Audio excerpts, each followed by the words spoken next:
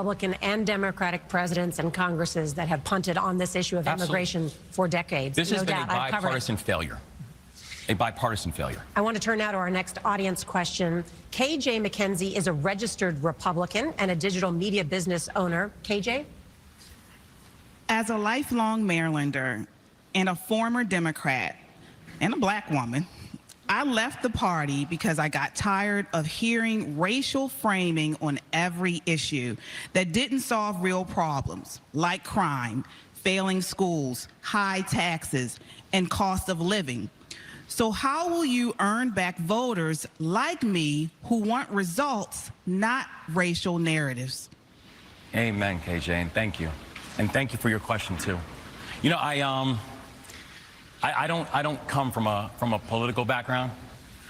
You know, it's true. When I remember, you know, when I told my family that I was going to get ready to run for governor, you know, I had members of my family who I had to convince to vote for me. And it's not because we're not cool, like we're cool. It's I had to convince some of my family to vote, because that's just not our background. And the truth is that part of it is the challenge of party, because I think if you ask members of my party, members of my family, which party has failed you when you think about the policies that have impacted my family, they couldn't tell you who was in charge. They couldn't tell you if it was a Democratic idea or a Republican idea. They just know it was a bad idea that hurt us. So I hear your frustration. And I think in this moment that the job of the Democratic Party is not to just energize the base. It's to enlarge it. It's to speak to everybody.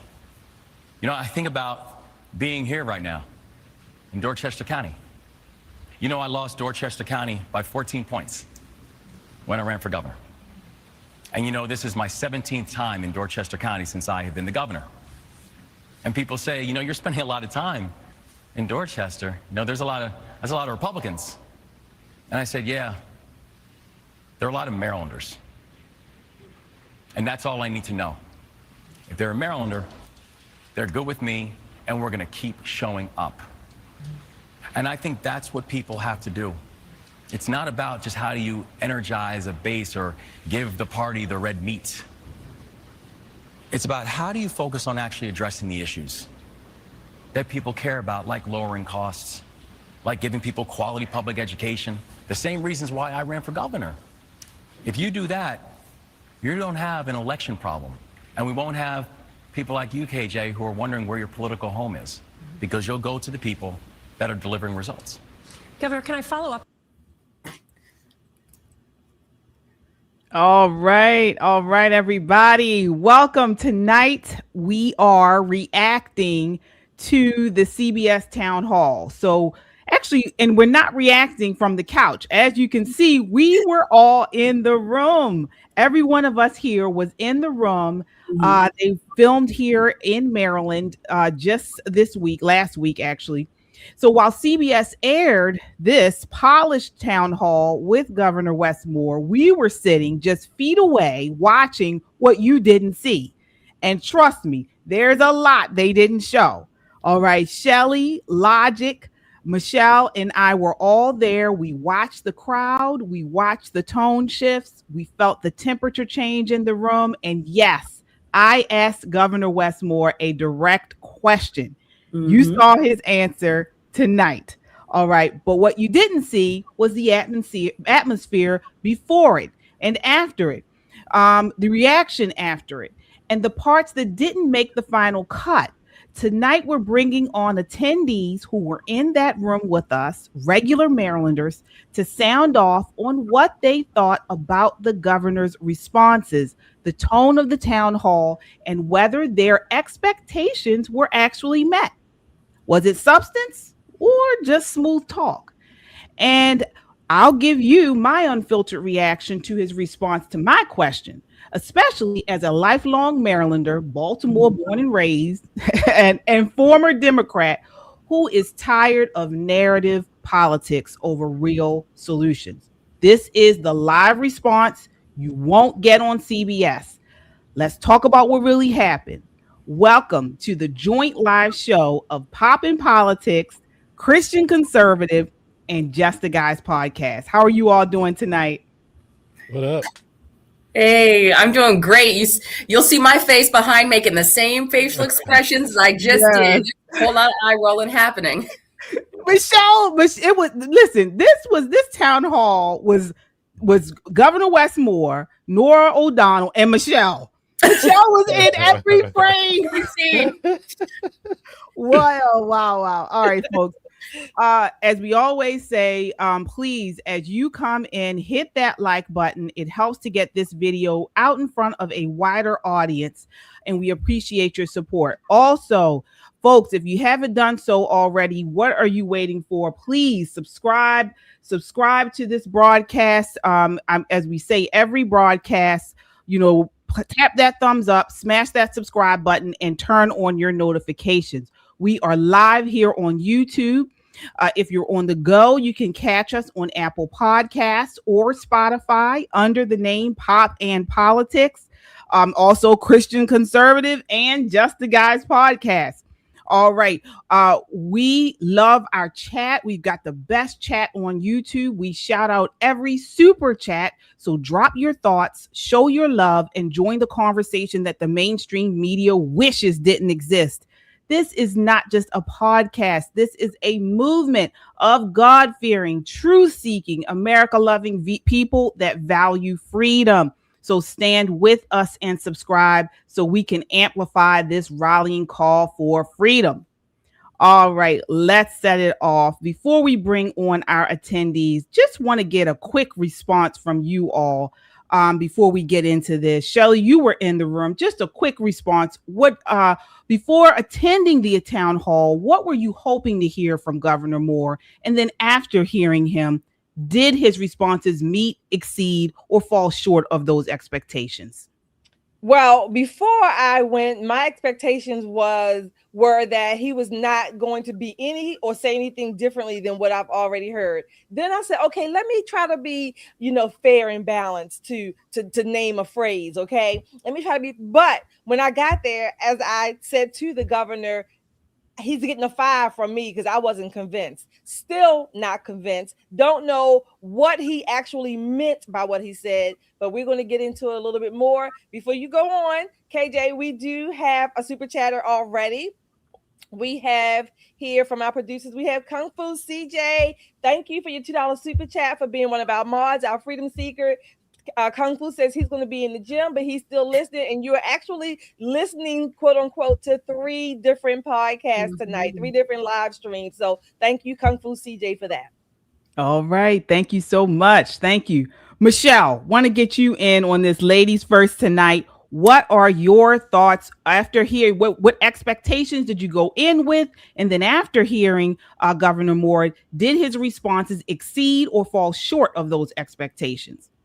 I had different expectations based on what the producers gave out, was that they asked a lot of conservatives. There were so many Republicans in that room. We actually thought it was going to be a majority Republican hardball questions, where of course we knew he was going to have scripted answers, but at least those questions would be asked. So I was really disappointed when they, took a very small handful of questions for that town hall. And of course, majority were from, like-minded Democrats. So again, disappointed, but not surprised by his answers. His answers are the same, and you see it on my face. I didn't have high expectations for him, but from the producers, I had hoped it wasn't going to be a softball setup like it was. All right. Logic, same question for you. What expectations did you have going in? And after hearing Governor Moore, did his responses meet, exceed, or fall short of those expectations? Well, when you hear someone say you're invited to a town hall, you kind of expect there to be some type of town hall-esque discussion, which there was none of that. And, they did ask the questions beforehand. So I just figured that was maybe, just a way to prepare, which is fine. But at the same time, there was no organic element to the conversations at all. So I just thought at least that there would be that. And then, of course, when you go to edit it or produce it, you cut out what you cut out. But there was no back and forth from the audience. It was just like he walked in like a movie star. And, you know, it's just a very polished campaign stop. I just say Republicans in this case were bamboozled.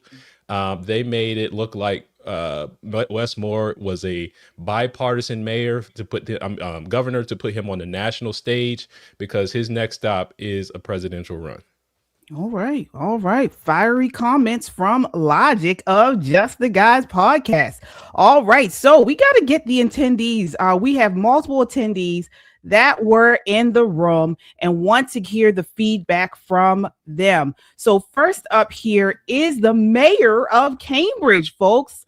All right. We have the mayor of Cambridge joining us tonight to provide feedback on what she thought was the best part of or her feedback on the night, on the town hall. Do we have mayor here? She's here, but her camera's not on. I'm not sure if can she hear us? Yeah, I'm in the if you could come back to me in 5 minutes. Remember, I said I was at another stream. Oh yes, so okay. 5 minutes, I'll be ready. My apologies. Oh no, Thank that's you. fine. That's perfectly fine. All right. So let's get see who else do we have here. All right. Let's bring up let me see here. Shariah Yousefi. All right, Shariah, how are you tonight? I am well. How are you? Good evening. Good Hi. evening. Good evening. Please just tell people who you are, anything you want to shout out as far as events or your in social media before we get started. Yeah, well, again, thank you for having me. This is such a great honor and privilege to be here. Shariah Yousefi. I am actually running for the Maryland House of Delegates in the southern portion of Harford County. I believe my website is listed there at the bottom, yousefifordelegate.com, if you want to learn more information. We do have an event coming up. It's on April the 2nd. That is also listed out on the website, but we're very excited. The momentum behind the campaign, we've been building it since the fall, and it's going incredibly well. And it is time. We need fighters in Annapolis who are unapologetic, who have stood and understand the principle behind this fight. And you all referenced it earlier, but the campaign has always been putting Harford County first and standing on the foundation of faith, family, and freedom, because that is the bedrock of a sustainable, prosperous country that we have here. So I'm very excited to be here. I'm very thankful to have this opportunity to weigh in on what was a very performative town hall.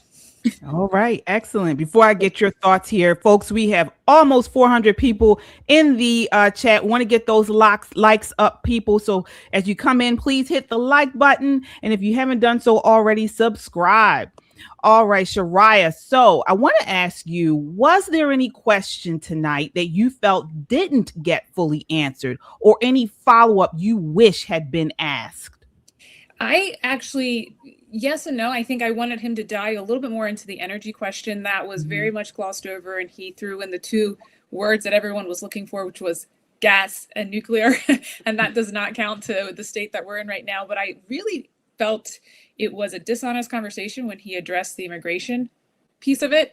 I'm a second generation. I'm the daughter of a legal immigrant married to a legal immigrant and the mother of a dual citizen. So when we're talking about these questions, and I also am a resident of the county where Rachel Morin was raped and murdered, where Kayla Hamilton was raped and murdered. And so my sheriff has been on the forefront of this conversation on the 287G program. And when he not only articulated it incorrectly and the way that he talked about the program, but then tried to turn it around and say that this was somehow in the name of public safety, that is disingenuous at best. That is the opposite. This is him responding and using a platform that he has as governor to take a shot at President Trump. That's what this is. And we don't want it. We don't want it removed. We want those referrals to stay in place. That keeps our communities safe. It keeps our kiddos safe. So I was very disappointed. It was the question I had submitted. It was not selected. I was disappointed it wasn't selected. And then I was disappointed that he missed that opportunity to share how protective he would be of Marylanders in that case. Let me ask, Shariah, how many times have you heard Governor Moore mention Rachel Morin? Not much. I can't even really think of it that often. And she's only starting to circulate now because we have been unrelentless on pushing this. And so I actually testified against the 287G removal program before the Senate and brought it up. And I can tell you when I provided my testimony, I mean, They were not willing to follow up with any sort of questions, and I had sheriffs sitting on both sides, and her name was brought up.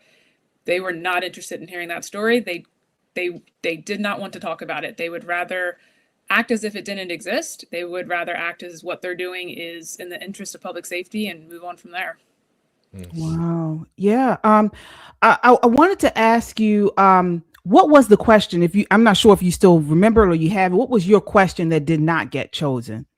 Yeah, so I'll summarize it. It was a little bit on the longer end, but I essentially said, Governor, as a mother and as a resident of the county where these rapes and murders took place, how can I trust you to prioritize my family and my community safety when your administration and the agenda from Democrats in the General Assembly have consistently prioritized criminals over victims, and they have consistently given atmospheres for where it incentivized criminal illegal activity, and then it leaves the community bearing that consequence.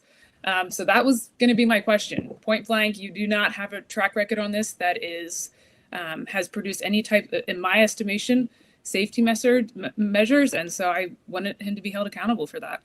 And you know what? I'm going to jump in there because that was my question. It was very similar. It was on the House bill and the Senate bill. So they had that submitted by multiple of us. And my follow-up question is, if you are going to sign this bill into action, so in Maryland, the bill passed House and Senate, and of course, they're going to not work with ICE, attempt to not work with the federal government, but we'll see what happens in the long run. I asked him how he was going to be accountable, and is he going to work to then remove illegal aliens, especially criminal, violent, illegal aliens. What is he going to do? They did not want to touch that with a 10-foot pole. Yep. When I walked in, I shared this actually with someone. I walked in, the producer looks at me and goes, "What is your name?" And so I share my name, and she goes, "Oh yeah, I know who you are." And I was like, "Oh, you pulled my question, didn't you?" Wow. So you are absolutely right. They had no intention on asking that question because they know it's true, and they certainly don't want to hear it from someone who is the product of legal immigration when we're talking about this. Right. So, Shariah, just up to date for our audience, if I'm not mistaken, just this week, our Maryland House of Delegates and this Maryland Senate and Governor Moore already signed the bill to remove the 287G program. Is that correct? And it's effective immediately. It doesn't even wait until June or July. It's emergency legislation. That's correct. So we've had sheriffs, our sheriff has said we are going to figure out how to still provide that coordination. There is some technical aspects to it. I know PG County and a few others have been able to do it. They're effectively running 287Gs. They're not calling them 287Gs. So we are working now on the ground to figure out how we can go about that because the sheriff needs to do what he needs to do to keep our community safe. And he answers to the people here in Harford County, and he knows that in a positive way. He is an incredible sheriff. So he was like, "Governor, you can be as performative as you want. My job is to keep my community safe, and I'm going to do that." All right. Well, folks, we are an all Maryland panel. We were all in the room at the CBS town hall with Governor Wes Moore and Norah O'Donnell. Folks, as you come in, hit that like button. It helps to get this video out in front of a wider audience. Also, your super chats go a long way in keeping us online and supporting this channel. Before I let you go, Shariah, I want to make a fact check on the governor because he made a comment about how ICE is arresting random 5-year-olds like Gestapo raid on a playground or something like that, he said. But he made the comment that they were arresting 5-year-olds. Folks, we know, we've talked about this many times on this channel. That is actually not true. What actually happened on January 20th, 2026 in Columbia Heights, Minnesota, a sanctuary, as we know, Sanctuary City, Minneapolis, ICE ran a targeted operation to arrest Adrian Alexander Canoja Arias, an Ecuadorian national who entered the U.S. illegally in late 2024. He had a pending asylum claim. He claims he came in through the CBP1 app. DHS says he was a Biden catch and release special and offered him voluntary return. He said no. His child, Liam Conejo Ramos, 5 years old, he was in the car with his father coming home from preschool. Okay. DHS and ICE officially announced that the father saw agents. He left his child. He fled on foot. abandoning the child in the vehicle. Agents secured the boy for his safety, apprehended daddy. Mommy refused to take her child when asked. The dad chose to stay with the son. They were held together at a family detention center. Okay, this happens whether you are legal or illegal. If you were arrested with your child, they take the children to the detention center and they will take them to Child Protective Services. All right. So they did not arrest a 5-year-old child, and it is something that they are spreading around, and it is not true. It is not true. Okay. So we are always seeking the truth on here, no matter whether it's the left or the right. So they held about 10 to 12 days as a family unit, and a judge, I believe, ordered them released. Okay, as of today. So they're back in Minnesota. DHS is now fast-tracking deportation proceedings on their asylum claim. All right. So there it is. We got to set the record straight on this, folks, and not let people misinform and outright lie about certain things. All right, Shariah, thank you so much for joining us tonight. Thank you, Shariah. Thank you for having me. Have a great evening. You too. You too. And while Shariah is leaving, we have another super chatter here. We have Laura. Laura, thank you, Laura, for your $3 super sticker. Thank you for being one of our frequent chatters, our frequent poppers and supporters. We thank you all. Everybody in the chat land, go ahead and hit that like, share, and subscribe right now. We have more commentary, more reactions from this town hall. If you've seen the town hall, put your comments in there and tell us what you think about it as well. Absolutely. All right. We're going to bring up now the mayor of Cambridge, who is also there live at the town hall. How are you doing tonight? Hi, I'm doing well. Thank you for this invite. I truly appreciate that. Hi, Mayor LaJean. How are you? Doing well. Thank you. How's everyone doing? Great. Doing great. Awesome. Yes, doing great. Thank you so much for joining us tonight.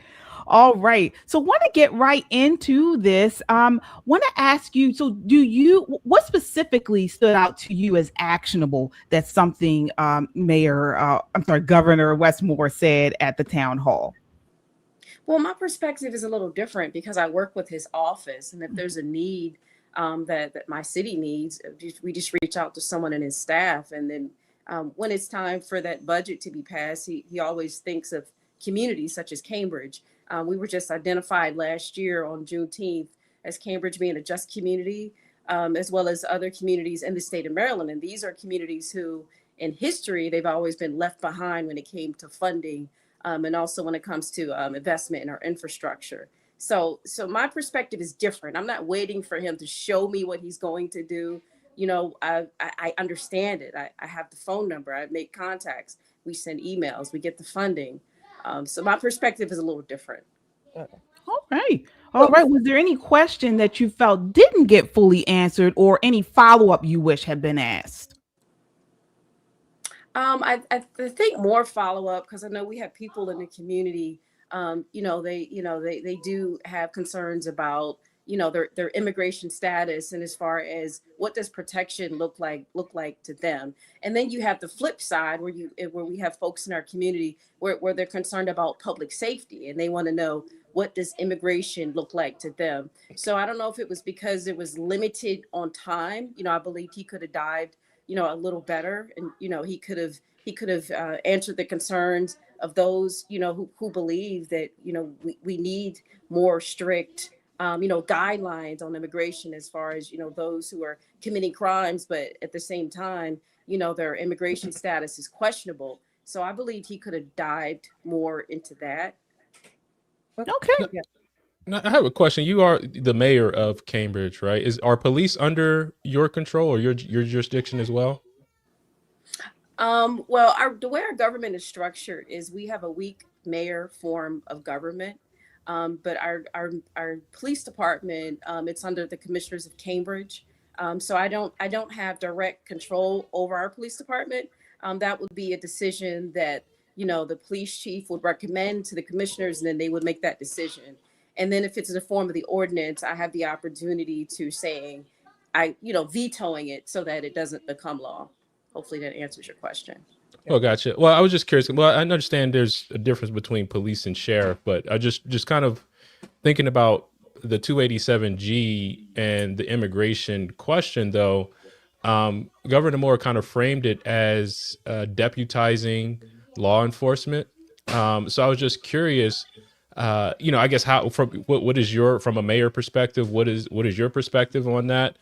Because from my understanding, when we saw the amount of deportations under, for example, the Obama administration, that was because there was more local cooperation with local law enforcement, and it seems now it's that very element that is really under attack now, where that information can no longer be shared, and it's being rebranded as deputizing versus information sharing of local law enforcement.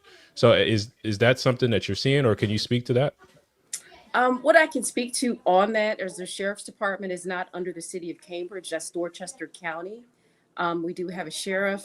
From my understanding, there is no agreement that's in place. It doesn't necessarily mean that, the county is against any activity that, that ICE is doing or anything in Homeland Security. It just means that there's no agreement that's in place. And then the other thing, in addition, anytime there's any activity within our city, we are never made aware of anything that's happening. So there isn't necessarily refusal to work with them. It's just that there's no agreement. So it's just essentially the same as, and this might be a strange example, but let's say with our postal service, we don't know what the postal service is doing unless they decide to give us the information. And that's the same thing with ICE. We don't know what ICE is doing.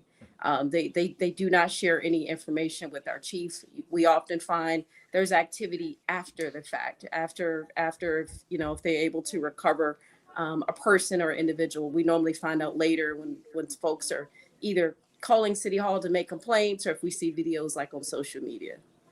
Mm-hmm. All right. Mayor LaJane, again, thanks for being here. I have a question. So in your county or in your area, your city, if you will, city of Cambridge, have you seen an influx or an outgo of the population in the last, within the last 10 years or so? As far as population growth is concerned, Dorchester County and Cambridge, we've pretty much stayed steady.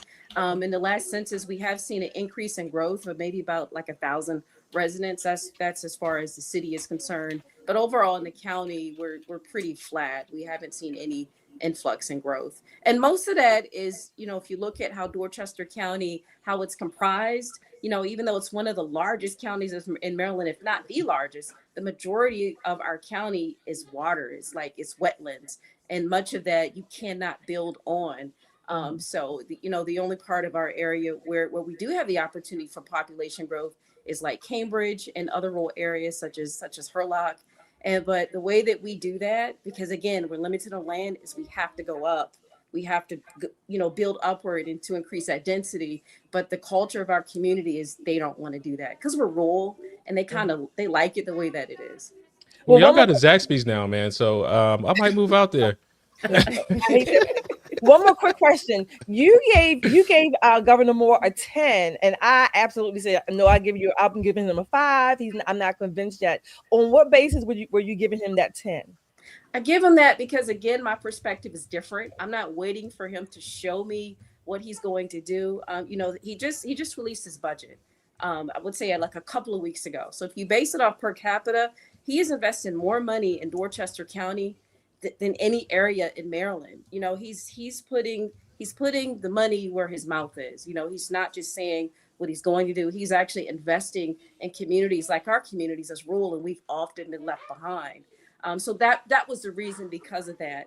But I truly understand your perspective, because although Cambridge majority is a Democratic city, the county is very red, extremely red. And I think that's probably the reason why Dorchester County was chosen for the town hall, because if you went anywhere else, it would have been probably difficult to have different sides of the spectrum to come together. But in Dorchester County, we definitely have that spectrum. Like we have our extreme Democrats, and then we have the same, with our Republican Party. And then, of course, we have those that are in the middle. So many of those that you saw out there with their signs saying no more, many of them, they were Dorchester County and the city of county residents. They weren't bussed in. All right. All right. Well, thank you so much for coming on tonight. Is there anything you like, any events or any social media, or you'd like to shout out to the audience before you go? The only thing I could think of is, this is Maryland's 250. We hope to have an event in September. It's a Harriet Tubman Summit, because many forget Dorchester County is the birthplace of Harriet Tubman. I know they said it was the stop on the Underground Railroad. No, this is the birthplace of their Underground Railroad. So I would just love to welcome you all back in September, so we can celebrate Maryland history, Dorchester history, Cambridge history, and also, again, celebrate Harriet Tubman and all the work that she's put in, for everyone, and, inspiring folks, with the Underground Railroad and her fight for freedom.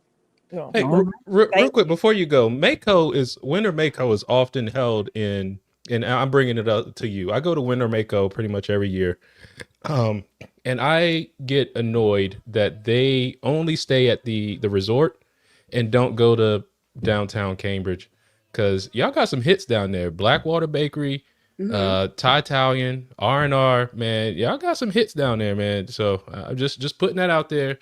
You need to complain to the people at Mako and tell them you need to make some type of link between the Hyatt or the whatever the resort is and downtown. Something needs to happen. Noted. And I've made that request before. I agree with you. I think it's always great when you have folks that are coming in town so they can see what else there is to see aside from just the Hyatt, which is still a great resort. But thank you. No problem. All right. Thanks, Thank you. Thank you so much, Mayor LaWarren. All right. So while the mayor's leaving, we have some more super chatters while the mayor is leaving. I do want to say on behalf of the mayor, she didn't pay me for this, but Dorchester County, all the counties of Maryland are so beautiful. They're different. Some of them are green, some of them are a little bit more rugged, but they are all beautiful. And Dorchester, Cambridge, Maryland certainly meets that criteria. So we have Laura here. Thank you again, Laura, for your $2 super chat. She says y'all are on fire. All of you out there in Popper land, chat land, keep popping off, hitting that like, share, and subscribe. And when you come to Maryland, like Giovanni's saying, Logic saying, we got to make a stop in Dorchester. All right. Well, speaking of Southern Maryland, we want to keep it down there and bring on BJ. BJ is with us. He was there at the town hall as well. How are you doing tonight, BJ? Oop, can you hear us? Oh, you're on mute, BJ. He got that Southern Maryland internet. Oh. I'm telling you, that's why I show up at the office in different places. BJ and I are down here. I think he's still muted. Can you hear us? Yeah. No, yeah, he's not muted, so it must be something on his end. Yeah, it must be. Oh, now we can hear you. Oh, you can? Okay. Yeah. Okay. Excellent. All right. How are you doing tonight? Please shout out where you are and anything else you'd like to share with the audience. First off, just thank y'all for having me on. It was a great time hanging out with y'all at that Thai Italian. Right. Logic is right about it being an excellent spot. But I'm in St. Mary's County, at the bottom of the map, down in 29B, where I'm running for the House of Delegates this year. So I'm excited to be with you all, and I'm excited about my campaign. If you want to find me on social media, it's BJ for SMC. Also, you can find me online, bjforsmc.org. All right. Excellent. Thank you so much. So let's get right into this. Want to ask you the same thing. Firstly, before attending the town hall, what were you hoping to hear from Governor Moore? And then afterwards, did his responses meet, exceed, or fall short of those expectations? Well, it's funny because I'm always careful about what I say about my expectations when it comes to our governor. But it's pretty consistent that he kind of runs through his script. He has his notes that we probably heard everything that he said in in the town hall at some point in the previous 2 weeks. They sent questions out to us to kind of give us the impression that we might have a decent opportunity to engage in discussion, productive discussion. But what it turned out is just an opportunity to watch him show off his oratory skills and say, "Hey, and watch him melt one of our hosts right there in his hands." So I was like, "Oh, I see why he's good right now." Anyway, but no, it's yeah. He's BJ is talking about so Shelly and I both said that, just looking at the town hall objectively, not from a right leaning, which we both are, perspective, he does come across as very charismatic. If you don't know the issues, you don't understand what's going on, he does come off like, he's believable. He is believable. So, and Michelle, what's your point? What's your thoughts on that? Because Shelly and I shared our thoughts. What did you think about that? Yeah, but you know how I feel about forked tongues, and I'm kind of representing Christian conservative, and I'll tell you right here, I was praying while I was sitting there. So you see my eyes rolling, but I was actually, as soon as he walked in, I went straight into prayer. And I don't say that to brag or anything, or just say, everybody should be. No, there was a shift. And the same as when some of us go in the rooms and there's a shift in the atmosphere, you'll see me behind him. If you go back and watch, I'm there the whole time. Yep. And there was things that he was saying, and I was like, Lord, this man is lying. Catch his tongue. He has a wicked tongue. But like Gavin Newsom and like Barack Obama, yes, they are very well spoken. They're captivating. And that can make you lose focus in what the real issues are. And that's what they're banking on. And that's why they're prepping him up to be a presidential candidate or a vice presidential pick. Absolutely. So just be careful what your ears are hearing. And then you have to go back and, check yourself and your spirit and against that spirit, whatever's come out of his mouth. Yeah. I was waiting for Sade to start singing "Smooth Operator." Sade. He does. Like KJ said, if you did not know, if you didn't even read, okay, if you just sat there and listened to him, you just walked off the street, you would you would just be so engrossed in this man himself, just the man himself. He's very likable. In person, he's very likable. He's friendly. He smiles a lot. I can't stand when he does this. His lip bite. That is, oh my gosh, that's so effeminate. Okay, but when he does that, but again, much of what he said, it was frustrating me. It was frustrating me because I didn't want to make some of the faces that I normally make because the cameras were all around. So I'm trying to sit there and look as stoic as possible. But it's just, it was frustrating. BJ, what was your question? Do you recall? Can you?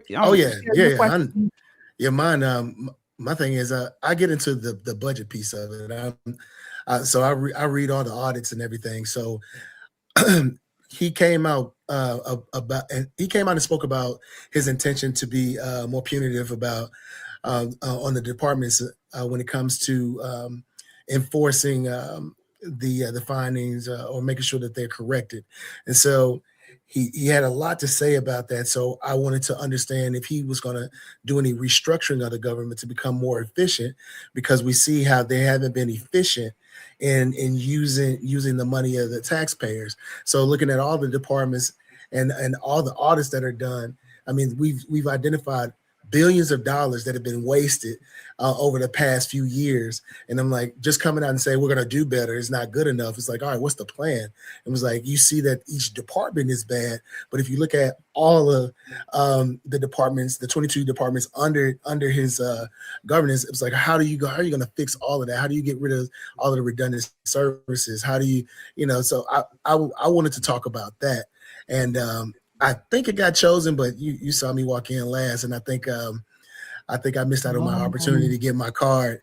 And so I hope he was ready to actually have that discussion, but I'm sure that he would have just gave me some cute little talking notes. Yeah, let's share the clip about gerrymandering. So he was asked about the portion where about gerrymandering. I do think there's a fight in this country going on right now in terms of the direction of the Democratic Party and the direction of the country, and specifically here in Maryland and some other states, the question about redistricting or gerrymandering. You have backed a plan here in Maryland that would help Democrats win an additional seat in Congress. So how do you respond to members of your own party who say that is going to backfire both legally and politically? Well, first, I want to give context as to why I think this is important. I think this is important because, let's be clear, Donald Trump started this conversation when he started calling Texas and said, I need you to find me votes. And then it's Florida and North Carolina and Ohio and Missouri. And we're literally trying to watch. If you cannot win on the issue, so what do? You rig it. So the election then becomes preordained, and then you can have an opportunity to make that pain permanent. But if you do that here in Maryland, there's only one Republican district. Republicans won't have any representation in Congress. But for me, this is not about, are you going to fight for a seat? For me, this is about, are you going to fight for democracy? Are you going to fight to make sure that it's not Donald Trump who determines what our democracy looks like, that it's the people of Maryland who determine what our democracy looks like? And so that's why I ordered a governor's redistricting advisory commission, which was a bipartisan commission that met for months and listened to Marylanders. Every Marylander had a chance to make their voice heard. And they came back with recommendations. The House of Delegates debated it. They made adjustments. And then they took a vote. So what they did was they did their democratic duty. And so the only thing I'm asking for the Maryland Senate now, where the bill is with them, is debate it, discuss it, and do your democratic duty to vote. No matter how the vote goes, I'm good, because that's democracy. But what I'm not okay with is watching democracy die in the free state. That's not who we are. And so what they propose is something that's actually helping to make 6 of the 8 congressional districts more competitive. But more importantly, this is democracy. Look at my job. Democracy is always worth fighting for. All right, we have. All right. Wow. So I want to. So are you, BJ? Are you and Michelle? Are you guys in Andy Harris's district? No, but my district, BJ is in my congressional district. So BJ can vote for me, and he and I are friends. We go to a lot of events together. But not in Andy's. It changes all of the congressional districts. It ropes in a little bit more Democrat in every single one to make sure they will never be competitive. For me, it goes from Southern Maryland, where BJ is, St. Mary's, Calvert, Charles, and it scoops way up into the upper echelon of Prince George's County, where it has no business being.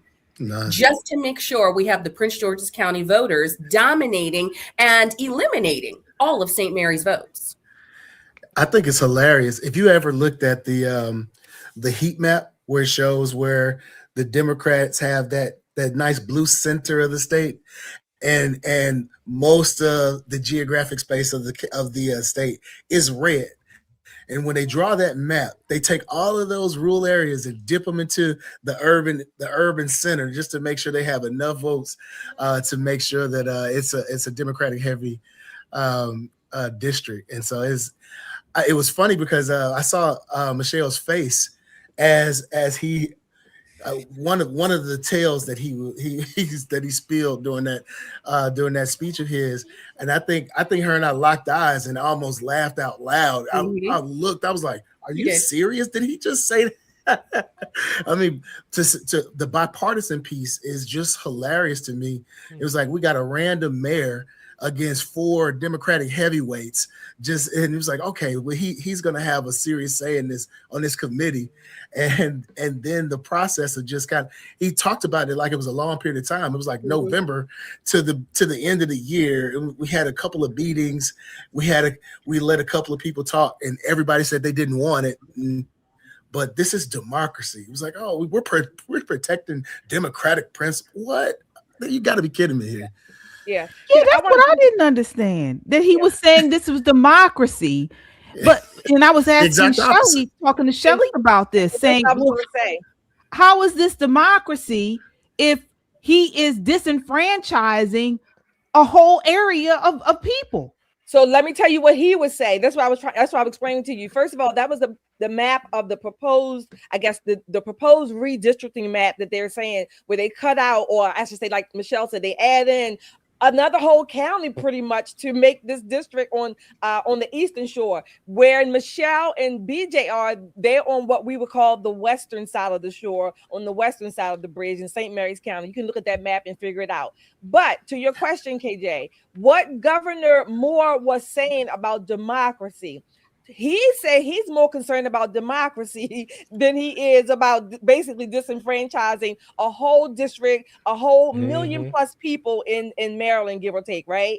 His definition is because the Senate President Ferguson of the Maryland Senate, because he is not allowing the vote to come to the floor, he is therefore stopping or intervening in the democratic process. He's talking about the process of not having to vote. What he's not saying is why Ferguson won't bring the bill to the floor. Number one, President Ferguson of the Senate, and again, he's a Democrat. 99% of the things we don't even agree on. He's saying, number one, he's not going to bring it to the floor because the current map that we have is really already out of order, if you will. We're kind of getting away with the current map of only having one district. Number two, if he brings it to the floor, it will be voted on by all the Democrats in Maryland. It will pass, but it's going to go to court. And in the middle of this midterm cycle, it's going to bring in so much confusion, and that the real risk is that Maryland governor might lose the whole thing. We may come back, or the courts may come back and say all the maps, including the current one, none of them is constitutional or apportioned correctly. So the Ferguson is weighing the risk of us having to start over from scratch in the middle of a midterm cycle, and he's basically saying, look, we're already skirting on thin ice with the one we have. We better keep skating with this one before we push it. Well, yep. Either way, I mean, he is really eroding democracy, in my opinion. Because instead of him following population shifts and things like that, as far as doing these maps, he's electing the officials, because he's drawing the map to protect himself and the Democrats, and that's insulation. It's not democracy. Well, he said it in what he said. I mean, he said what he was trying to prevent Donald Trump from doing is exactly what he's doing. Like, he's trying to make these forever seats. And anytime I don't know, but anytime these politicians are accusing somebody else of something, it's probably exactly what they're doing. Exactly. I think the thing that I don't think we talk about enough is the fact that he's trying to change the Constitution. They're trying to change the Constitution as well. And so it was like, this violates the Constitution technically, according to our last round of court cases. And what they're doing is adjusting. They're providing a clarification to make sure that this only applies to the legislative maps and not to our congressional maps. So sneaking one in and not and hiding it from the people on page 40 in a bill that's right after all of the census data. They hiding a constitutional amendment in a bill on page 40. That is crazy work. And it's funny part is he's sitting there talking about that the game is rigged. I'm like, come on, the game is being rigged by you here. I mean, and it's like, let's talk about our legislative maps. I was like, this is the most gerrymandered state when you look at our legislative maps as well. So, but that ain't what we're talking about right now. So You're right. Anyway. You're right. We have a couple super chatters. Oh yeah, go. We have a couple of super chatters here. Lester Sean Manning, thank you for your $10 super chat. Lester, everybody else, hit that like, share, and subscribe out there in Popper Chat Land. We love you being here. Don't forget your merchandise. Go to our YouTube store page on the homepage of YouTube for our show and go in the store and shop until your heart is content. Hey, there's a sale going on the store today. I think it ends tonight. So there is a sale going on. So get your merch. It's get a couple of dollars off and you're good to go. All right, Y'all got those BJ, three thank X's you. in? Say again? Do you have those three X's in? All right, Yes, just checking. yes. I need to get mine. All right, Thank y'all BJ, for thank having you me. so much for joining us tonight. Thanks, BJ. Thank y'all. We got to Y'all have a you good back on. Okay. All right, folks. Again, we are talking about the town hall aired tonight on CBS News with Norah O'Donnell. We were all in the room.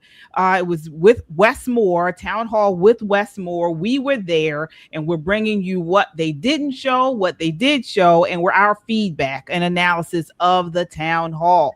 All right, so you have here, we're popping politics. You have Just the Guys. Logic is here with Just the Guys podcast. And Michelle is here with Christian Conservative. Hey. All right. We are all here breaking it down for you. We want to bring on another attendee of the town hall. This is Rosalind. Rosalind Hanson was there this week. How are you doing tonight, Rosalind? I'm a little too fired up on a Sunday night after watching that. I know. Exactly. I got fired up too. Everybody in my house was fired up after watching it. So first, before we get into this, please share where people can find you. Anything you want to shout out to the audience, please share.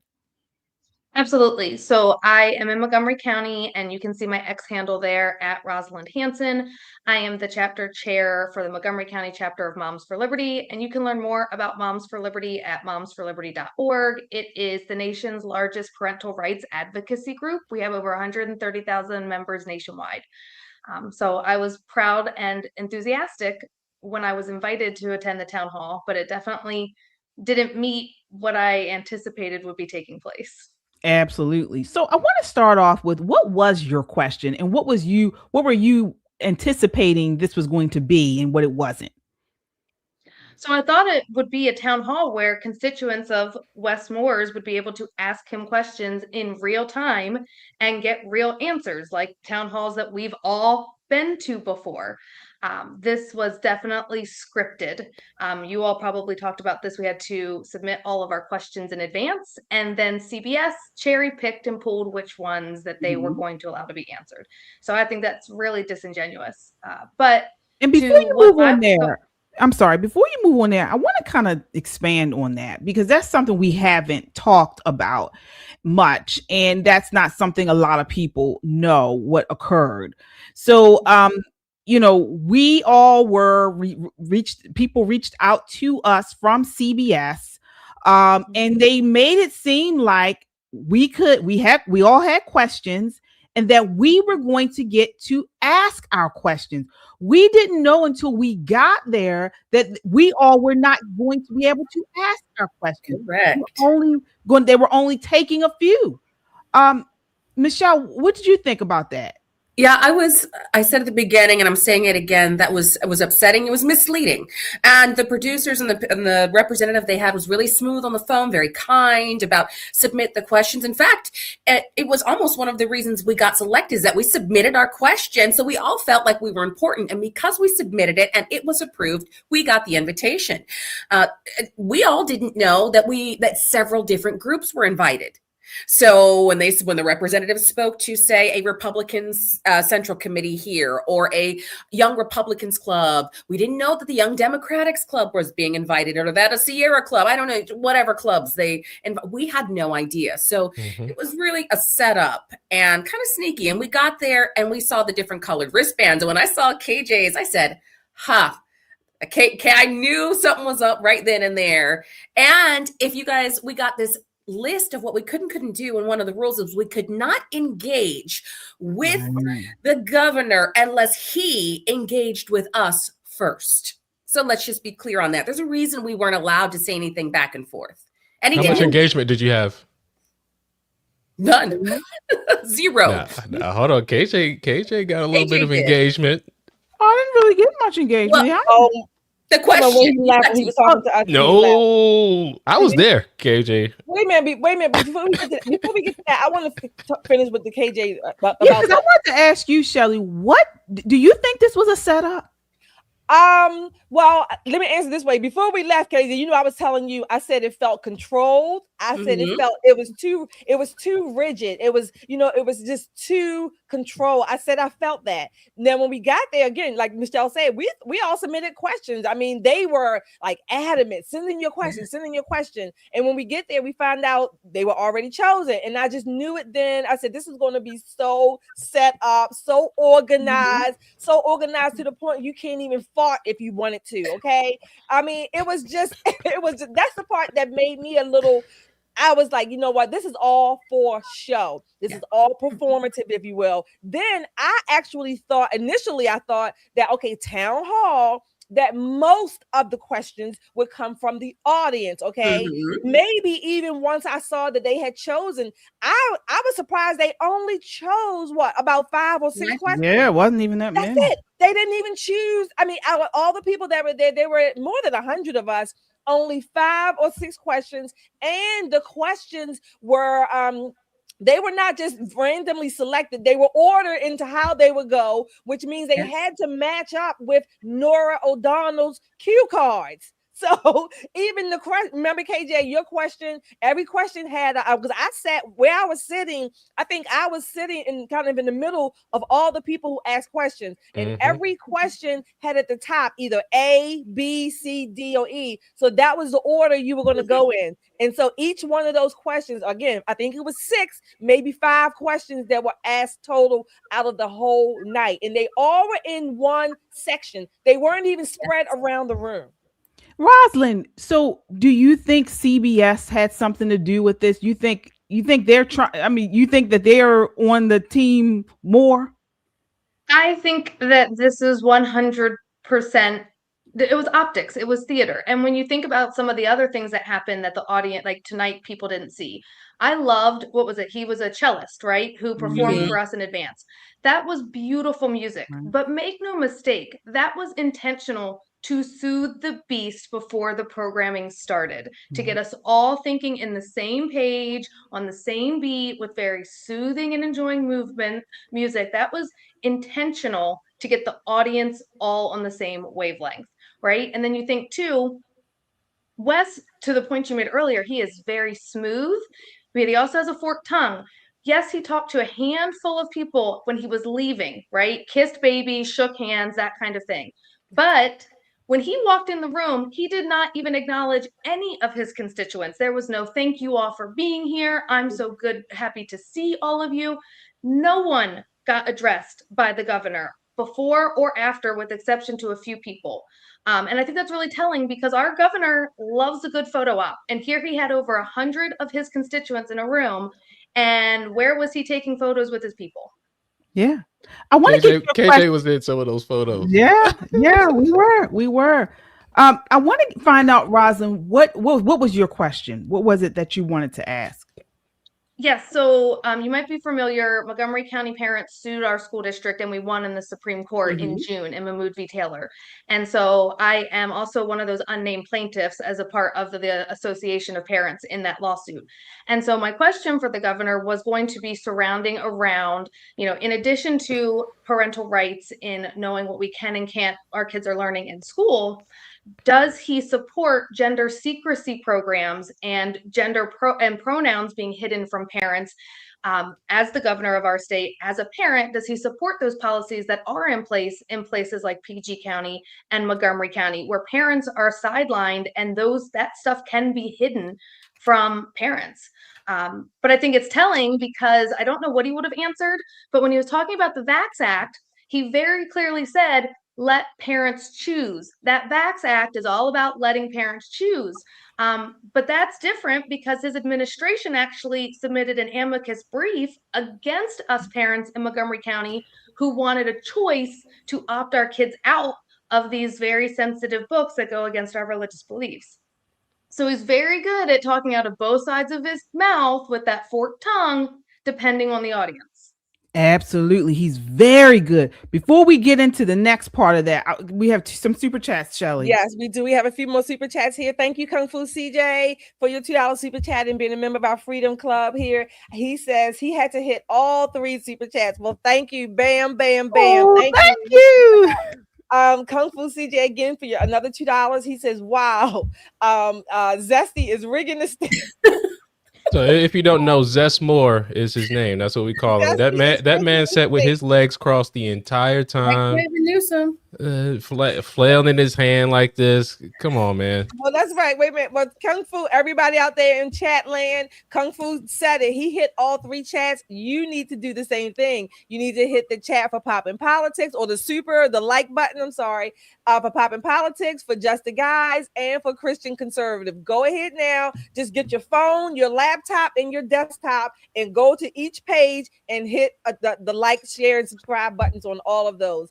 We also have Gloria Beardsley. Wow. Thank you, Gloria, for your $50 super chat.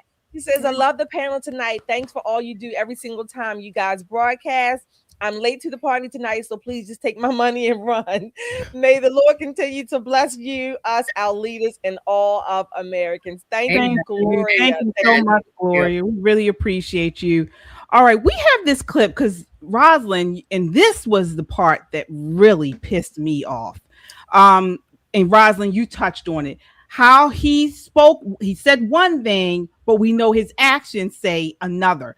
This was a clip part of a gentleman was asking him a question about getting male teachers. Take a look. Curtis Valentine. He is the president of the Male Educator Network and Policy Institute and chairman of Real Men Teach. Curtis, thanks for being here. Thank you. Recently, your administration invested $19 million in an effort to provide more opportunities for men to become school teachers. As someone who's a former middle school teacher and a member of the school board for the 2nd largest district in this country, I can affirm the research, the impact that men have on their students both in and out of schools. What else can your administration do to pull young men out of this crisis we're seeing in Maryland and around the country? Thank you, Curtis, and thanks for your leadership, too. You know, part of the reason why I wanted to put a clear focus on young men and boys was both, as you mentioned, Norah, the data is just so clear. And we've been ignoring data for a very long time. When we're looking at everything from suicide rates, when we're looking at the job placement and job growth, when we're looking at reading levels, we are watching how young boys have continued to fall off. And I remember when I first brought it up, you know, there was a lot of controversy behind it. And people were saying, well, does this mean you're not going to support young girls? I said, no. What we're saying is this: we are going to support our young women and girls. But if you really want to support your young women and girls, make sure we have strong men and boys in society, too. That you got to make sure you're lifting up both intentionally. And so we did. We focused on things like putting more male mentors inside a classroom and more male teachers. That we focused on things like making sure that homes of worship were involved inside of this conversation, and we're creating new opportunities. We made Maryland the first state in the country that now has a service year option for all of our high school graduates, many of them young boys. That I signed the largest mass pardon in the history of the United States of America when I pardoned over 175,000 misdemeanor cannabis convictions in the stroke of a pen. Much of that benefiting and supporting young men who were finding themselves completely wiped out of a job market for a misdemeanor cannabis conviction from the 1990s. And so by putting a very intentional focus on our young men and boys, we have seen how not only has that helped to drive the improvements that we're seeing in Maryland, we've been able to cut the teacher vacancy rate in half in the state of Maryland since I've been the governor. Much of those have been men entering into the teaching force. That we've been able to see graduation rates spike, that we're now watching how in most grades in Maryland, essentially every grade in Maryland, both reading and mathematics are up, and our early childhood reading has jumped 20 states in 2 years. I'm a big believer, because I've seen it in my own life as a person who was raised by an immigrant single mom. That my mother could do a whole lot to help and support me and lift me. No. She couldn't teach me how to be a man. The same thing for my daughter. I love my daughter with my whole heart. There are just certain nuances I can't teach her about how to be a woman. My wife has to do that. Her aunts, her grandmothers, her friends, that's going to be something that they are going to be uniquely able and capable to do. So I just want to make sure that all of our young boys, no matter their situation, that they can get the same kind of supports that I got and you got, because that will help them turn into not just good and decent, but contributing men. All right, Governor, thank you. stop And it. ahead, Maryland. This is a bunch of crap. He's such a liar. And let me see why. I was so upset about this. He sat there and said that only a woman can teach, only a man can teach a boy how to be a boy. Mom couldn't teach me how to be a man. And yet they will not tell the truth about biological sex. Shelly had a trans guy sitting next to her, trans woman, whatever he was. We see her in the Exactly. He's sitting there giving off this lip service, which I agreed with the points he made, but on the other hand, they're sitting here trying to tell us there's no such thing as a biological woman. Men can be women, women can be men. It's Absolutely ridiculous. And you know what, KJ? Another thing I thought about with the governor with that, and it just came to me today, when Governor Moore first became governor, took office, he advocated, supported closing down a very excellent school here in Baltimore City, the Baltimore Collegiate School for Boys. He was adamant about closing that school. Has had success for those young boys that were there. We had Carl Stokes on our show before, who was on the board or the principal of that school, and another school. The schools for those boys, they were putting out like 90 percentile graduation rates, going to high school and college, getting jobs. These young boys were growing up and maturing into young men. Governor Moore advocated to close that school down. It was by a snippet, if you will, that they didn't close it down that year. But guess what? The same ilk of people, they succeeded in having that school shut down this year. They just signed off on having that school shut down. But this was an all-boys school. One of a few, if you will, in the city, certainly. The only one in the city. And predominantly black boys. The ones he always says that look like him. And Rosalind, you said you had a fact check. Yeah, this is the perfect clip, because this is exactly it. Governor Moore says, and this I struggle again with CBS and Truth. Right. All of this can be fact checked. Why didn't Norah fact check him or come prepared in any capacity? Right. It's such a mess. Our graduation rates from last year to this year just dropped a percentage point. It's a lie. And if you think about it too, our African American students in the state of Maryland, when you think of Algebra 1, Algebra 2, and Geometry, if you go look at the data, the NAEP scores, only 10 to 11% of them are proficient in mathematics. That's it. Like, it is abysmal education here in the state of Maryland. And for him to tout it on national news like it's some sort of success is how he sleeps at night. Yeah, but when you get 0% proficiency and you go to 1%, well, then there's his improvement. And that's the other thing. He's saying almost everywhere across the board. Yeah, because you were 0.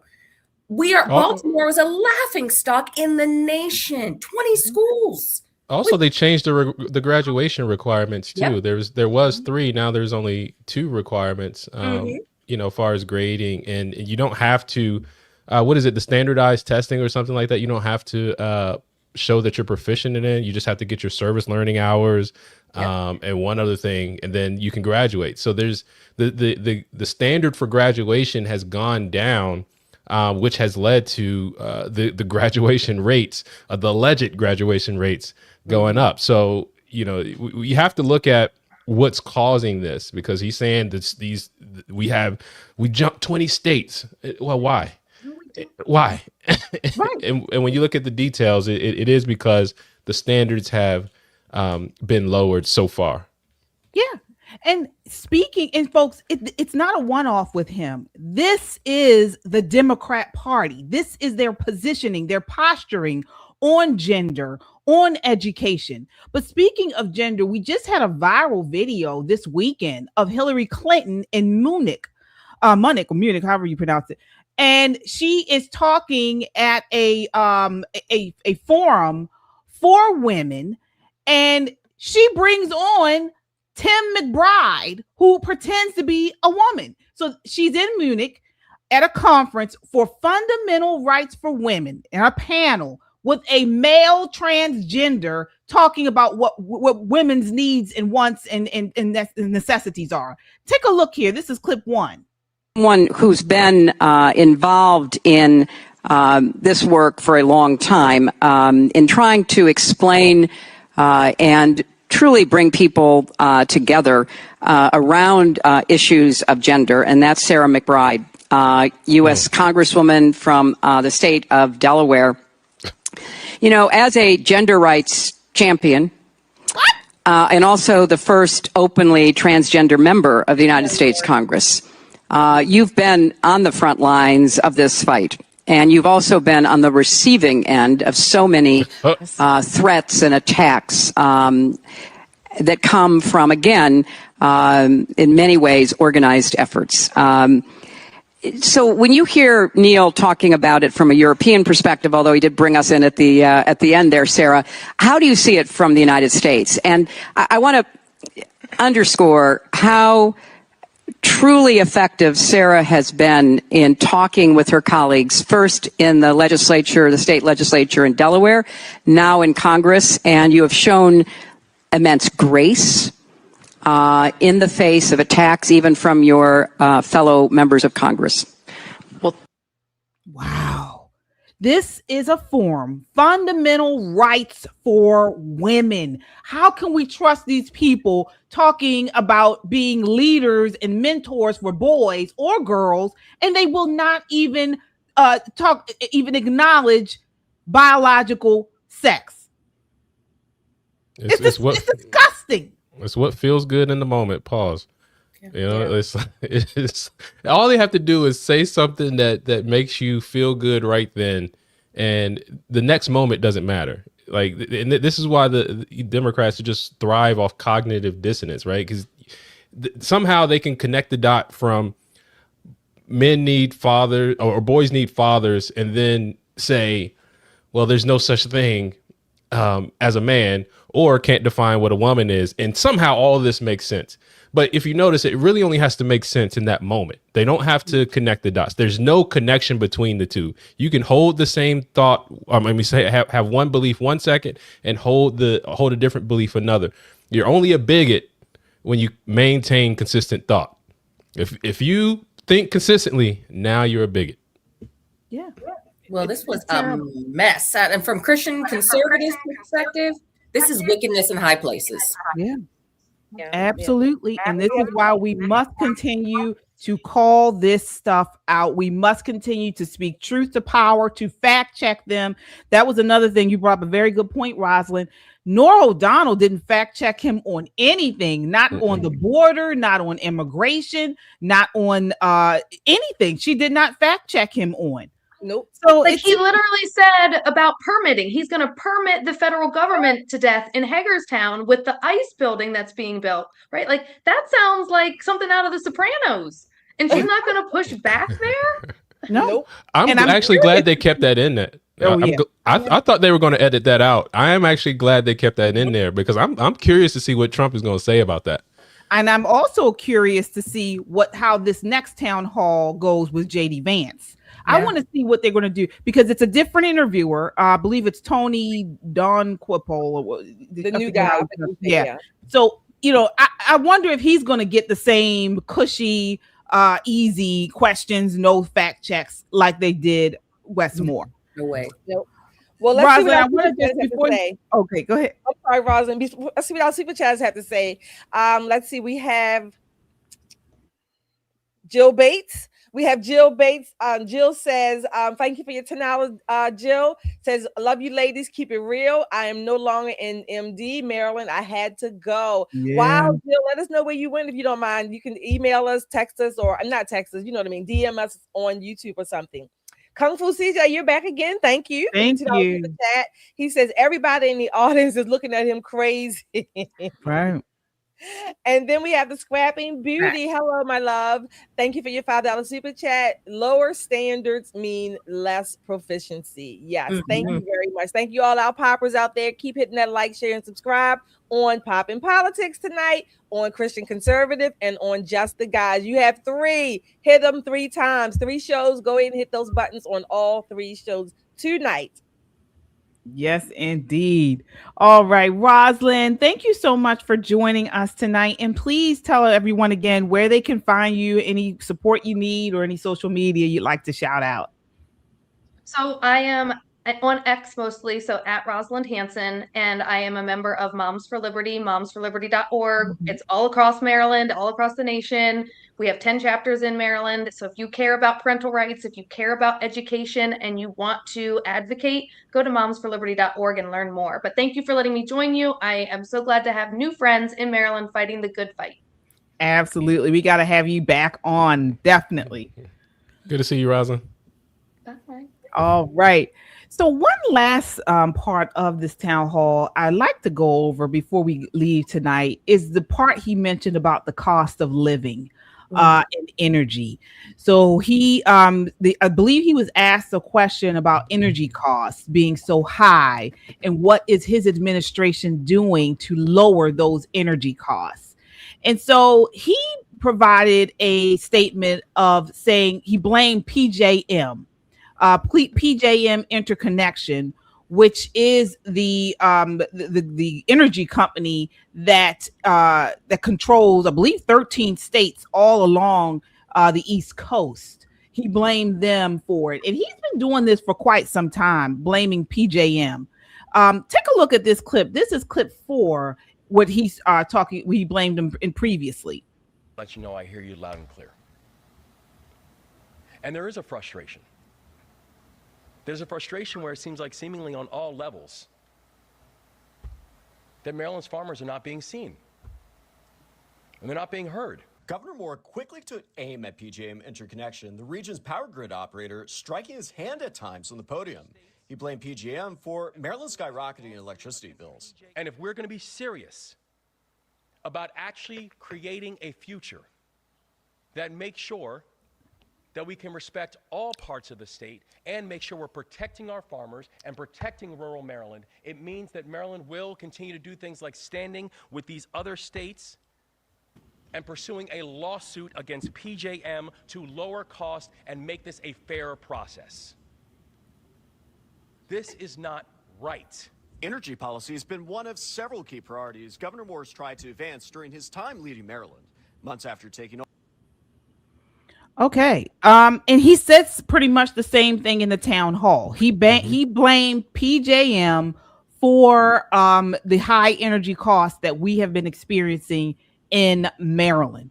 I want to start with you, Michelle, because you're in Southern Maryland, and in rural area. What did you think of that exchange he had at the town hall? I mean, really, it's outrageous, and he needs to blame his raggedy self. Himself, the administration. Here's the thing, and this is for those of you popping politics. I know we're watching in different shows. So I have a construction company, I'm transitioning commercial. So I do commercial, residential. He has made so many claims that are outrageous. When you run off power plants and factories because you decided to buy into the Green New Scam, and you're going to focus on wind energy that makes absolutely zero sense in the state of Maryland with all of our trees, the same thing as solar, right? Why are you going to put up solar panels in a state that is virtually green everywhere? Well, you have to get rid of all of the trees. So they have policies that make no sense with no background and no research. And I think it's really interesting that he would have the audacity to talk about rural communities or farmers. Of course, he had to hit all of those target areas when he is right now trying to redistrict the one rural farming area, which is congressional, District 1. So how dare you? It shows that he's clearly, these are talking points, and he has no understanding of electricity and how much we are importing. This is not just one company. Open it up so that multiple companies can compete. But no, they're not going to do that. Let's actually focus on nuclear. No, they're not going to do that. There are ways to do it. They don't want to. It doesn't win them elections. It doesn't get them the votes they need. Or really, it's not about the votes. It's about the big money that's actually padding his pockets on the back end. I need all of us within the sound of my voice, pay attention when politicians start talking about energy and don't know about energy. Because all of the windmills offshore couldn't even power Baltimore. I don't care how many solar panels you put up, you can clear a city's worth of land and you are not going to be able to power large cities. So this is nonsensical. He needs to go back to the books or maybe just pick one up. Yeah. Yes, absolutely. Folks, within this PJM interconnection, which hosts a ton of states up and down the East Coast, Maryland is the second has the second highest energy costs. Above that is just New Jersey. Okay, so we are the second highest. Now, when you compare us to Ohio and West Virginia, our costs are way more than those two, really all of the states, but West Virginia and Ohio are a little more similar. So he just gave us a bunch of baloney. Logic, what are your thoughts on that exchange? Well, so this is one of those things where you kind of play on ignorance of not understanding how things work. So when it comes to energy, right, you have three main elements. One, you have energy production, right? This is where the energy comes from. Then two, you have energy delivery. That's PJM.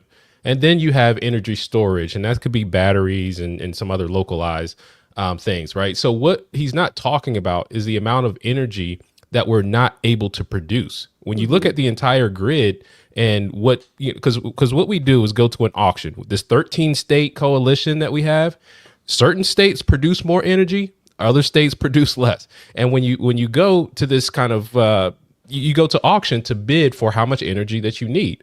So the reason our costs are going high is because one, Maryland has came up with these green policies and said, you need to use more electricity. You need to electrify everything. I mean, Baltimore City banned gas leaf blowers. So what kind of leaf blowers do you need? You need electric. They had the EV policies that you need. So you see all these EV charging stations coming up everywhere. What do they need? Electricity. And then the data centers are being built. Logic, I just want to jump in very quickly. What you're talking about, those two major policies are the Maryland Clean Energy Jobs Act and Climate Solutions Now Act. Those are two of the major policies that govern what you were just talking about. So absolutely. So we have to electrify everything at the same time, reduce our electric producing capacity. And we virtue signal in Maryland, or this policies are virtual signaling in Maryland, because what they're saying is, oh, we can go to the 13 state coalition and request all the coal burning states to give us the energy. So it's like you're being hypocritical, saying, hey, those states can do it, and they send us their energy.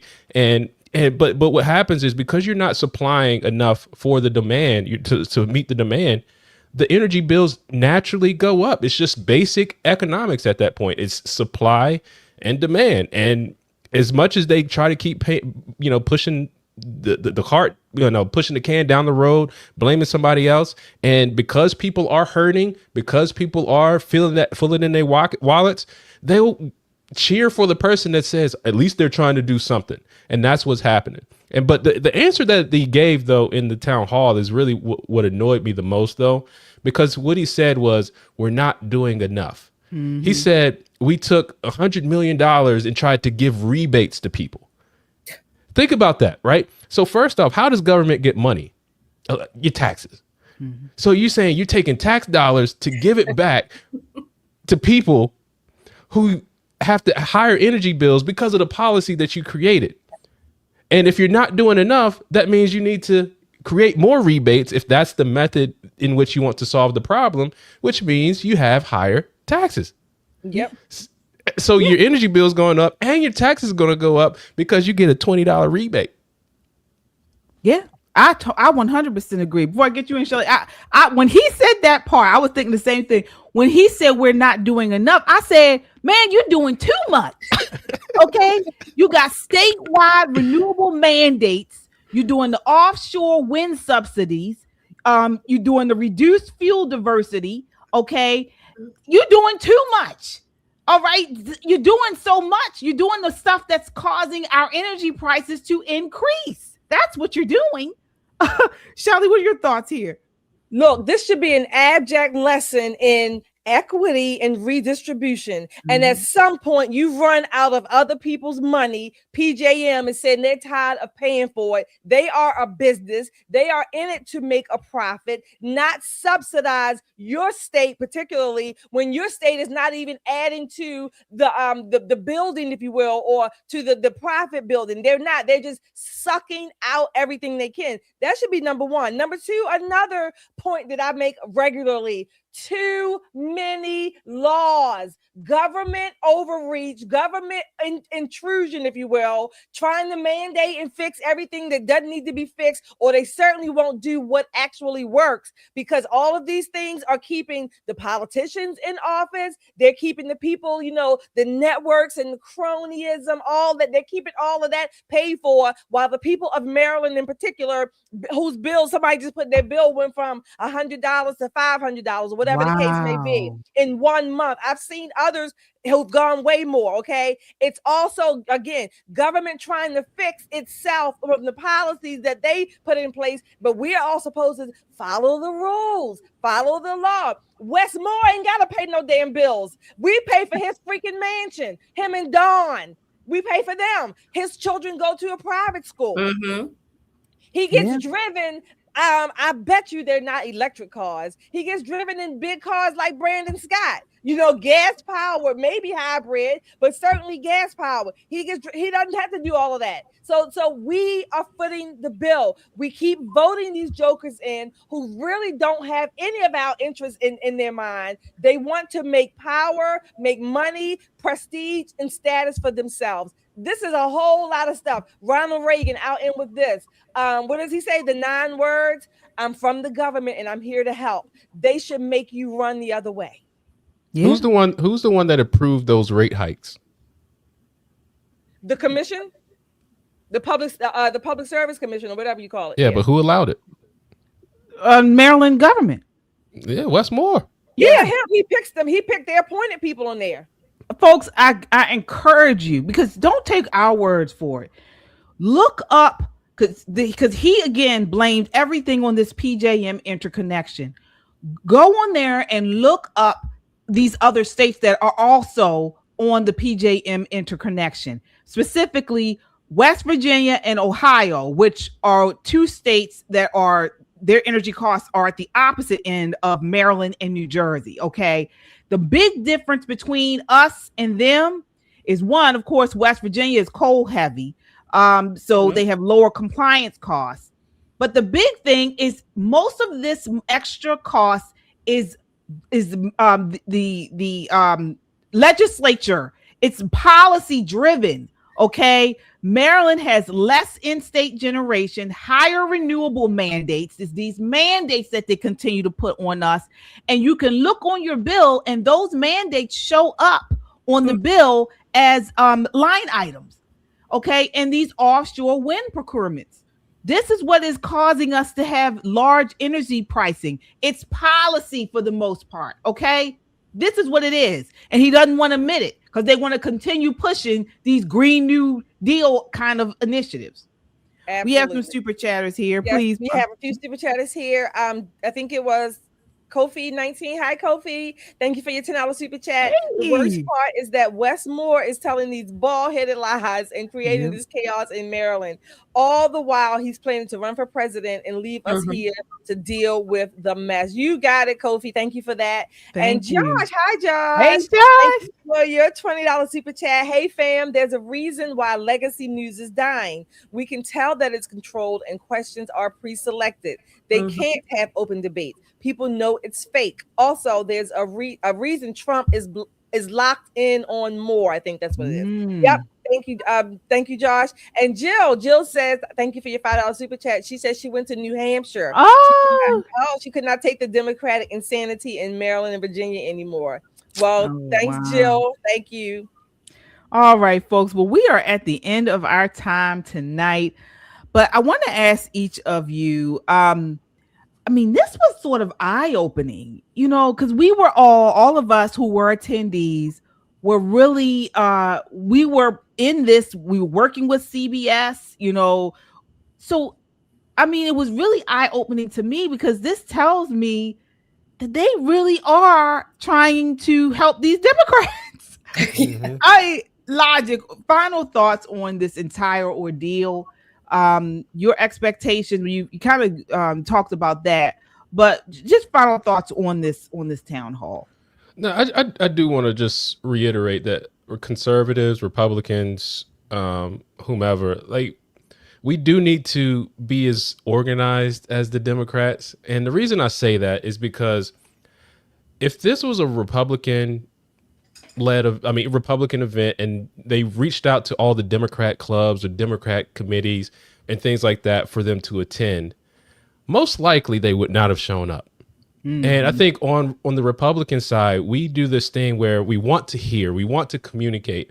And at a certain point, we have to play chess in this particular manner and say, none of us should have showed up to this event, because this was a key campaign stop for him to appear bipartisan on the national stage. You got to remember, this was CBS National. This was a national town hall that's going across the country to make Wes Moore appear a certain way, right? And we missed the opportunity to make that an empty studio and to show that, like, he's not as supported. But again, Republicans tend to want to, or conservatives tend to want to say there's a chance for open dialogue when the other side isn't really interested in speaking. So, I think we have to be more organized and being able to make those moves when they come. And, we can see what happens next time. All right. Shelley, what are your thoughts? Logic brought up a very good point. Do you think conservatives shouldn't have showed up?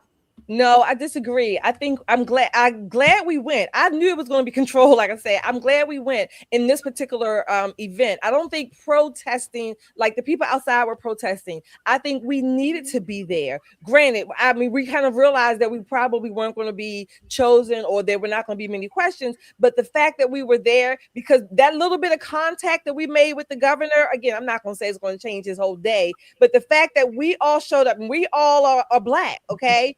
And I don't think he expected to have any Black person there that did not agree with him. I don't think he expected that. So the fact that we were there, again, I mean, I'm not voting for the man, but my point is that we were there. And even on CBS's list, if you will, they know that we are conservatives, that we're not Democrats. Certainly, we're not Wes Moore sycophants. They definitely know that. So I would not have protested that, because if we protested it, they wouldn't have known we were there at all. We would not have even been able to see it firsthand to give this account of it. And our voices are going to be out there just as much as CBS's is.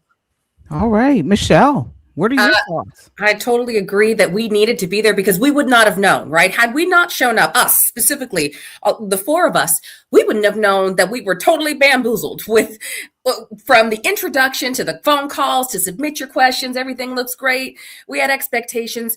Now we can speak with absolute clarity that this was a setup, with absolute clarity that we were there behind the scenes. Guys, I'm loving the comments here. Laura, everybody's seeing my faces.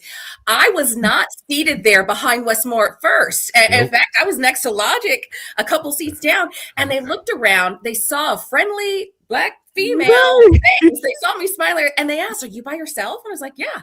So they said, "We're going to sit you here." They picked me up from my seat and they moved me to that chair so that I would be on the camera the whole time. Just because of the smile, they made an assumption that I was pro Wes Moore. So I'm going to do a whole clip. I was counting on some of those, and there were times I rolled my eyes at least 9 to 10 times. I had a really hard time. And you'll see me take deep breaths, because there was times that I saw the cameras on and I'm like, don't mouth things. There were so many times that I wanted to say, just, you is a liar. You are lying. You are lying for the world to see.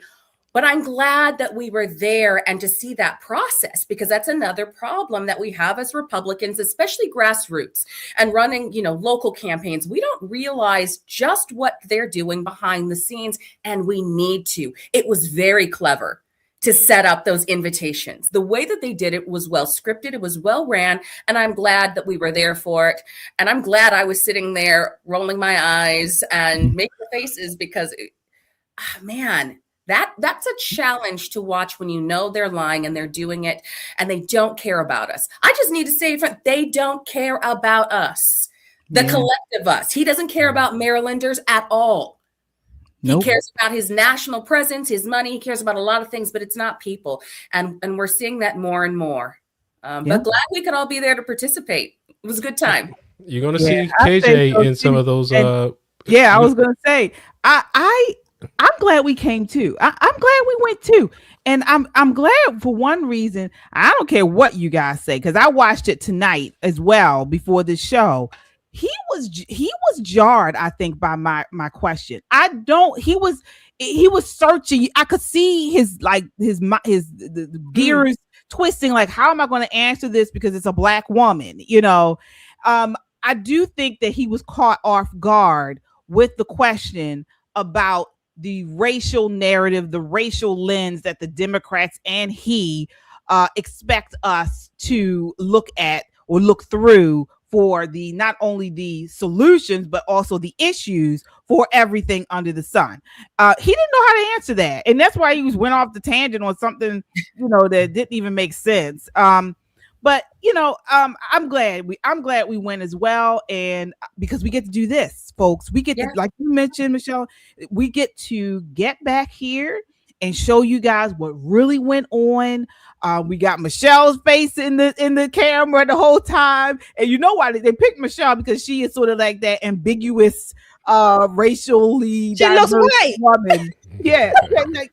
You always try to find somebody that could go for, Black or white. It could have been Latina for all they knew. I was dressed. They could have thought I was Hispanic. They didn't know. Yeah, that's what I'm saying. Right. So that's what they look for, the racially ambiguous person. Exactly. And they got the wrong one. So exactly. Oh, somebody put in the chat, LJ8, good point. That's a good suggestion. We should send this to Barry Weiss. Send out feedback to Barry Weiss. Send her a copy, email her a copy of this reaction show tonight. Good. Yep, absolutely. Yeah, Barry, because they did not do well tonight. They did not do well on CBS.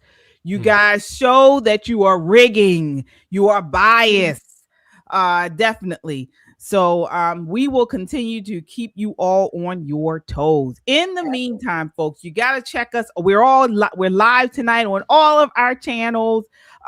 Logic, please shout out Just the Guys, where people can find you when you all go live.